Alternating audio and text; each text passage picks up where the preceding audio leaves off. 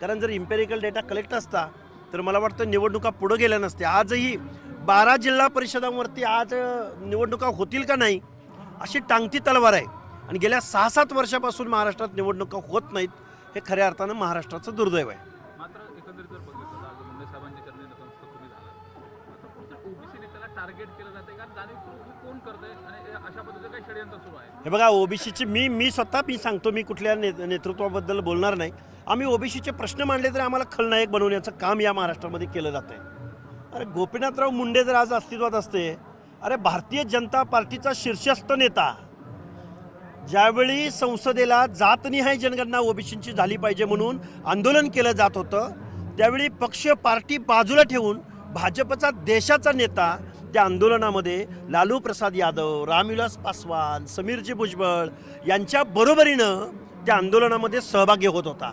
भाजपच्या नेतृत्वामध्ये मुंडे साहेबांची धडाडी आणि आज काय वाटेल, कुणाला काय वाटेल, मर्जी सांभाळणारे, पक्षाची मर्जी सांभाळणारे, कुठल्या तरी 5-10% प्रस्थापित लोकांची मर्जी सांभाळणारे नेते, मला वाटतं आज ओबीसी बाबत भूमिका घ्यायला कुठंतरी थोडंफार कचरताना दिसत आहेत। मी कुणावर आरोप नाही करत, पण आज ओबीसींना आज एका खमक्या नेतृत्वाची आज मुंडे साहेबांच्या जाण्यानं आज उणीव भासते, एवढं मात्र मी निश्चित सांगेन। मात्र त्यांचा जो वारसा आहे तो पंकजाताई असतील किंवा धनुभाऊ असतील, ओबीसी आंदोलन असेल, ओबीसी चळवळ असतील, त्याचबरोबर एकसंघ पद्धतीने मुंडे साहेबांचा जो सामाजिक वारसा आहे तो चालवताना पंकजाताई आणि धनुभाऊ दिसतात, कारण त्यांना कुठेतरी अडचण आणण्याचा प्रयत्न केला जातो। हे बघा, राजकीय कसरत त्यांना करावी लागते हे निश्चित आहे, त्यांना टार्गेट केलं जातं हेही निश्चित आहे।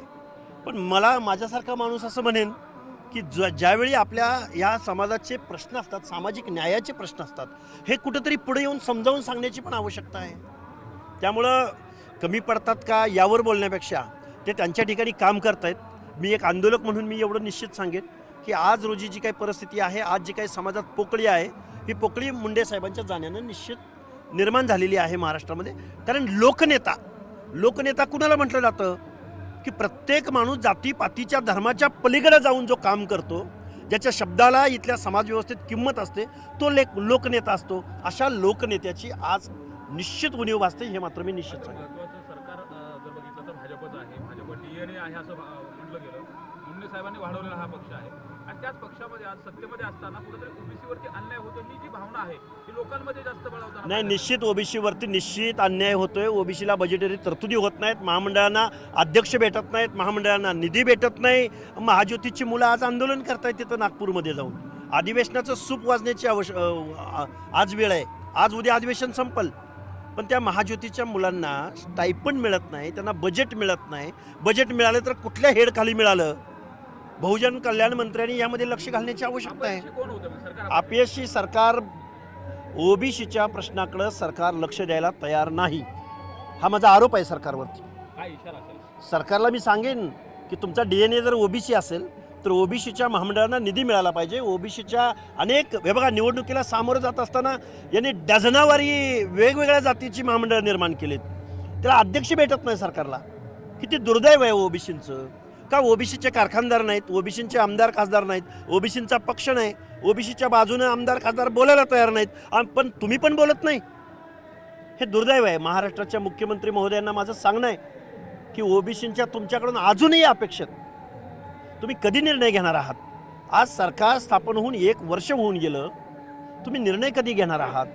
विद्यार्थ्यांचे प्रश्न जिथल्या तिथं आहेत। आजही ओबीसीचे वसतिगृह जिल्ह्याच्या ठिकाणी 2 वसतिगृह व्हायला हवी होती, जागाच उपलब्ध होत नाही। एखाद्या जिल्ह्याच्या ठिकाणी उद्घाटन केलं नागपूरसारख्या ठिकाणी म्हणजे ओबीसीचे प्रश्न सुटले असं नाही ना होत। महाराष्ट्रामधल्या प्रत्येक जिल्ह्याच्या ठिकाणी ओबीसीचं वसतिगृह, आज आमचे नेते गोपीनाथरावजी मुंडे जर हयात असते तर मला वाटतं या प्रश्नावरती निश्चित त्यांनी काम केलं असतं। मात्र त्यांच्या विचारावरती चालायला कुठेतरी भाजपचे सध्याचे नेते असतील किंवा सरकार असेल ते अपयशी झाले, कारण वाड्यावरती चालल्यावर साहेबांनी पक्ष वाढवला। ओबीसीच्या ज्यावेळेस आंदोलन असेल पक्ष अविनाश बाजूला ठेवून ते त्यात सहभागी झाले, पण आता तसं वाटतंय का? आणि भाजपला जो मुंडे साहेबांनी दिलेला विचाराचा वारसा आहे तो कुठेतरी बाजूला जातो असं वाटतं? निश्चित। हे बघा, स्वर्गीय गोपीनाथराव मुंडे हे भारतीय जनता पार्टी ही भटाबामणांची पार्टी म्हणून ज्या पक्षाकडे बघितलं गेलं, त्या पक्षाला बहुजनांच्या, भटक्या विमुक्तांच्या तांड्यावरती, वाड्यावरती, वस्त्यावरती, ऊसतोड मजुरांपर्यंत, दीनदलितांपर्यंत घेऊन जाणारा नेता म्हणजे ओबीसीचा, बहुजनांचा चेहरा म्हणजे गोपीनाथराव मुंडे होते। आणि ते फक्त महाराष्ट्रापुरतं नाही तर देशभरामध्ये ओबीसींचा चेहरा म्हणून गोपीनाथराव मुंडे यांची ओळख होती आणि हा जो पक्ष आहे याचा विस्तार करण्याचं काम जे कोणी केलं आहे तांड्या वाड्या वस्त्यावरती ते स्वर्गीय गोपीनाथराव मुंडे यांनी केलेलं आहे. त्यामुळं त्यांच्या कार्याचा त्यांच्या इमेजचा निश्चित आज रोजी त्यांच्या व्यक्तिमत्वाची किंवा लोकनेत्याची आज उणीव आहे.